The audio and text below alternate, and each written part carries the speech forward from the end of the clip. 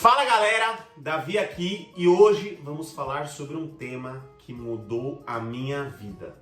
Hoje vamos falar sobre graça. Você sabe o que é graça? Já ouviu falar sobre graça? Fica aí até o final, se inscreve, dá o seu like, ativa o sininho, todas essas coisas aí e a gente vai falar um pouco sobre graça. Cara, durante uma boa parte da minha vida, eu fiquei mais ou menos 5, 6 anos na igreja sem entender o que era graça. Fiquei 5, 6 anos na igreja, tendo entendimento sempre do que era céu, tendo entendimento sempre do que era inferno e tendo entendimento que eu deveria buscar a minha salvação. Eu anotei ali, eu tinha uma lista de regras, uma lista de leis do que um cristão deve ou não fazer para ser salvo, e isso era um pouco pesado para mim. Porque eu achava, cara, eu não posso, por exemplo, escutar uma música secular, escutar um pagode, eu gosto de pagode. Eu não posso, por exemplo, escutar um pagode, porque senão eu posso perder a minha salvação, eu não vou ser salvo. Eu tenho que, por exemplo, ler a Bíblia todos os dias, eu tenho que, por exemplo, estar na igreja toda semana, eu tenho que, por exemplo, orar para Deus todos os dias, porque senão eu não serei salvo. Ou seja, esse era um entendimento que eu tinha, era um entendimento errôneo que eu tinha de que a salvação era baseada nas minhas obras. Então, se eu deixar de cometer imoralidade sexual, eu vou ser salvo. Então, se eu deixar de escutar músicas seculares, eu vou ser salvo. Então, se eu passar todos os dias da minha vida lendo a Bíblia, eu vou ser salvo. Esse era o entendimento que eu tinha baseado em obras, baseado como se o que eu fizesse fosse ter influência direta para a salvação. E isso mudou 100% quando eu conheci a graça. E quando eu entendi o que é a graça, cara, isso se tornou tão leve a caminhada, cara. Isso se tornou tão leve a caminhada. Davi, mas o que é a graça e aonde a Bíblia diz isso? Bora para a Bíblia? Eu não quero que seja só o Davi falando. Vamos lá, vamos abrir em Efésios 2, vamos ler Efésios 2, do 8 ao 9.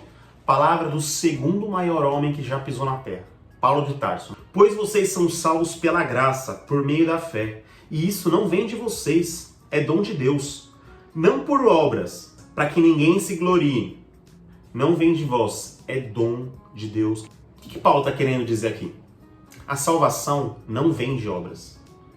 O dia que a gente vai para o céu, o dia que a gente vai encontrar Cristo, o dia que a gente finalmente chegar naquele dia, não é condicionado ao fato de eu ter cometido um erro ou não. Não é condicionado ao fato de eu ter escutado uma música secular ou não. A única forma de você ser salvo é através da graça de Cristo. Só a graça salva. Davi, mas o que é graça?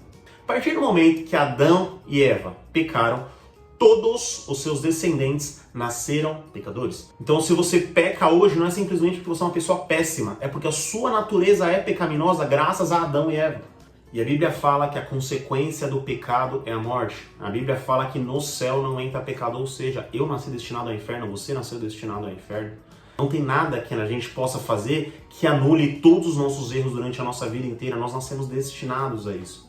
Porém, graças à vinda de Jesus Cristo, hoje nós acessamos a salvação. Pensa que você estava destinado a ir para o inferno, mas Jesus veio em pessoa, Jesus veio como homem, morreu e falou, cara, eu vou vir, eu vou morrer pelo Davi, eu vou morrer pelo Thiago, eu vou morrer pelo Lucas, eu vou morrer pelas pessoas que estão aqui próximas, porém, eles alcançarão a salvação.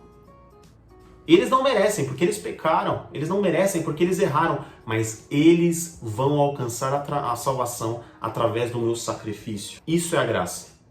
A graça é um favor imerecido de salvação vindo da parte de Cristo Jesus, vindo da parte do Messias. Então nós não merecemos, e essa é a graça da graça.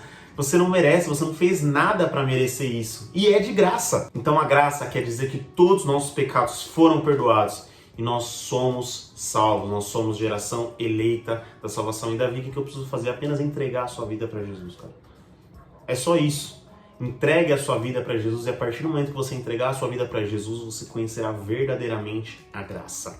Posso simplesmente voltar para uma vida imoral, ir para uma vida imoral e viver tudo que eu vivia antes? Como funciona isso? A graça vai mudar alguma coisa em mim?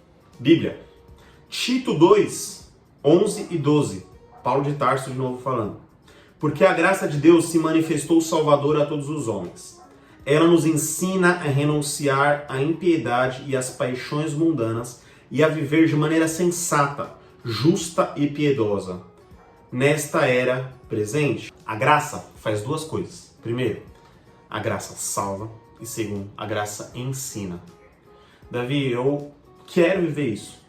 eu quero ser salvo, eu quero conhecer a graça de Jesus, mas eu não consigo largar os meus erros, eu não consigo largar a vida que eu vivia. Paulo acabou de dizer aqui, a graça ensina. Vem do jeito que você tá e vem conhecer a graça, porque a graça ensina. Tem um negócio, quando você encontra a graça, quando você conhece a graça, não é que você não pode viver numa vida de pecado, é que você não quer viver numa vida de pecado. Porque você encontrou algo muito maior, você encontrou algo muito superior. Em Gálatas 5, Paulo fala que Jesus morreu para nos dar liberdade. Liberdade do quê? Liberdade do pecado. Nós nascemos do pecado, nós nascemos destinados à escravidão do pecado, à escravidão do mundo. Mas Jesus veio, morreu por nós, quebrou as cadeias e hoje nós somos livres. Hoje nós somos livres e nós não queremos voltar de jeito nenhum para aquela vida infernal. Nós não queremos voltar de jeito nenhum para aquela vida de pecado, para aquela vida de erro. A graça é irresistível. É isso, galera. Chegamos ao final de mais um vídeo. Espero que tenha te edificado. Se sim, se inscreve no canal, deixa o like, ativa o sininho e todas essas coisas. Semana que vem a gente tá de volta. Fechou? Bora!